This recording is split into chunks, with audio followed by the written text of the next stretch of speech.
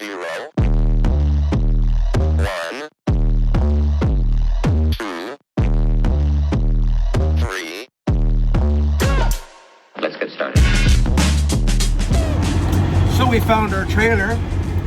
We're gonna put our straps in because we got pumpkins and onions, and they're not tight.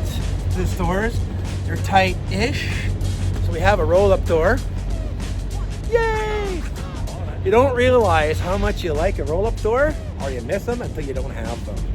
And these next two stores, roll-up door really helps because not so much the first one, but I can see the door a little better because there's nothing to line up to. But the second one, yeah, because you're, if you got a door, you're literally scraping the door up against the wall because you really got to get tight to it. I'll show you when we get there, if I remember. But you're like inches away from the wall, and the door, you're literally scraping the wall. So I'm gonna put my straps in, and then we're gonna pre-trip the trailer, and then we're gonna get out of here. Stand by. So we got our straps on, so we got that one going to that wall. We have to climb up on this one here, and go between the boxes there to hold in our onions.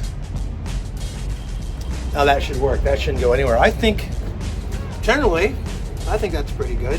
But if it does fall, I've strapped it. So they can't come back and me said, oh, you didn't put your straps, because they'll see the straps in the picture if anything falls. But I think I'm pretty good. I was worried about those pumpkins though. I was worried about those. But I think I got it good. I don't think anything's going anywhere. Anyway, let's close the door, do the pre-trip, and get out of here. You know the drill. Stand by. Wild man. Now, the gate right up there is not moving. We've been sitting here for about 10 minutes now, and nothing's moving at the gate. Nothing. Now, I don't know what's going on up there. When we came in, there was only one guy, and he was jumping back and forth from the in gate to the out gate. Maybe there's only one guy there still, and it's the morning chaos. So he's just overwhelmed, and probably there's trucks backed out onto the street and down the street. And how many trucks are behind me? I can't even tell because it goes around the corner. So this is another delay. It's insane. I'm not sure how long we're going to be here for. Time to get from here to the gate. Maybe 10 minutes, could be half an hour. Anyway, wait.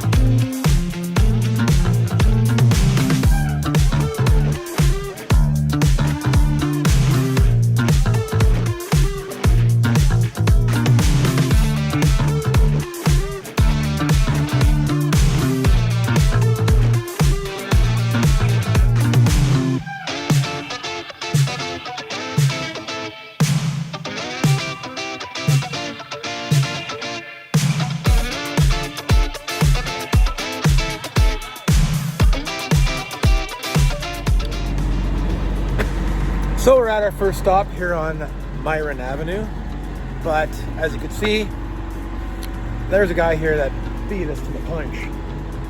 So he got here before we did. So we went inside, let him know that we're here, and he's got like about a third of a trailer left, half a trailer left, because he's getting stripped. And I'm not sure how much I have here, but I have fresh as well.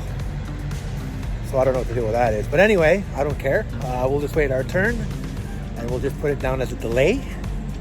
But something I want to show you that really, really strikes me as a Montrealer. This is something that apparently they do in Quebec City, but not here. Let me show you. Now, a lot of the curbs here in Quebec City are granite. This is just a short one here. On the curb here, on the corner. But as a Montrealer, that's something I've noticed. Quebec City, for their curbs, tends to use a lot of granite, and it's not just in certain areas. It's everywhere. Even going onto the highway, the curb will be granite, and it's very common here. But as a Montrealer, this is something we don't do in Montreal. Well, maybe downtown, definitely in old Montreal, maybe in some places downtown, but everywhere, like in the suburbs and stuff like that, we don't do that in Montreal. But it's a thing here in Quebec City, and I find it kind of neat that Quebec City, most of their curbs are granite. Anyway, we're gonna sit in our truck. We went and got some snackies inside, and we're gonna wait our turn to get unloaded. Stand by. So we're finally in the door, but here's the thing. As soon as the other guy pulled out, I backed in. The guy comes to the door because the door is like pretty much all equal with my door. He's like, I'm gonna go on my lunch now. So I'll be back in an hour. I'm like, really? I've already been waiting here an hour and a half. I only got 4 skates. He's like, I'm gonna take my lunch. Back in an hour. So it's gonna be 2.5 hours or more for 4 pallets. But hey, I'm marking this down all as a delay. So there was an hour delay at the warehouse trying to get out because only one security guard and it was backed up. So wait to get in, wait to get out. And now I'm at the first store waiting 3 hours for 4 skates. Anyway, the wait continues.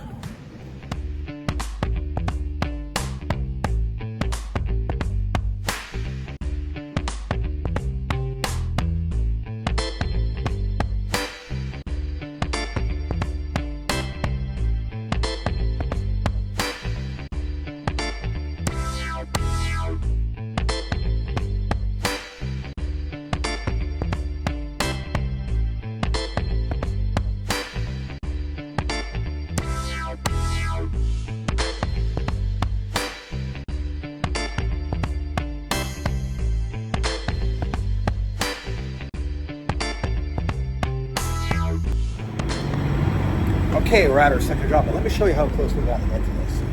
Oh, and we completely missed it. Look at that. No, that is not good. We have to attempt it again. See how close that is? You got to get right against the wall. Anyway, let's try it again. Okay, so we're in.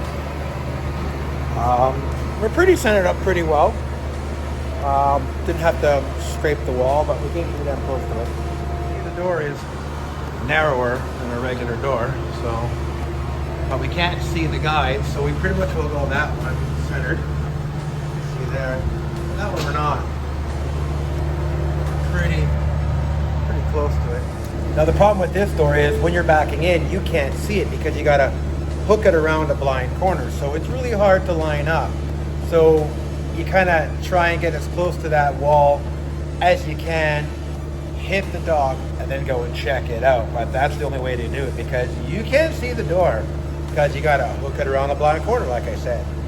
Because on this side, I guess on that side of the wall, there's a hedge, and it's at an angle, so you really can't back it in straight. It's kind of an odd angle.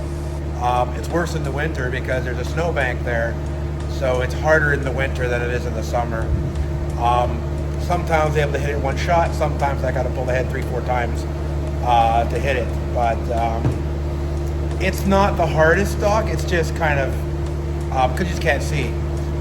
There's another store just not far from here on the same street. That is a lot easier because it's you pull forward and straight back. I was hoping when I saw the address, like, oh, I hope that's the good one. And I check Google, like, oh no, it's the one you got a bucket hook, you got a button hook it around the corner. But let's see, about a quarter trailer left, and then we're out of here. And it's back to Montreal.